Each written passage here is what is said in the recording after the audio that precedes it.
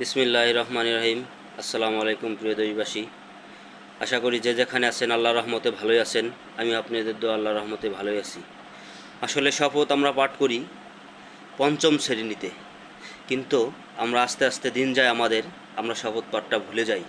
তাই যারা যারা শপথ পাঠ করছেন তাদের সবার উদ্দেশ্য করে আমি বলতে চাই, আসুন আমরা সকলে আবার কাঁধে কাঁধে হাত মিলিয়ে বাংলাদেশকে একটি সুখী সমৃদ্ধশালী রাষ্ট্র হিসাবে গড়ার জন্য আমরা সকলে আমার সাথে শপথ পাঠ করি।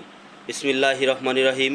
আমি শপথ করিতেছি যে বাংলাদেশকে, আমি শপথ করিতেছি যে মানুষের সেবায় সর্বদা নিজেকে নিয়োজিত রাখিব, স্বধর্মের বিধিবিধান মানিয়া চলিব, দেশের প্রতি আনুগত্য থাকিব, দেশের একতা ও সংহতি বজায় রাখিবার জন্য নিজেকে সচেষ্ট থাকিব।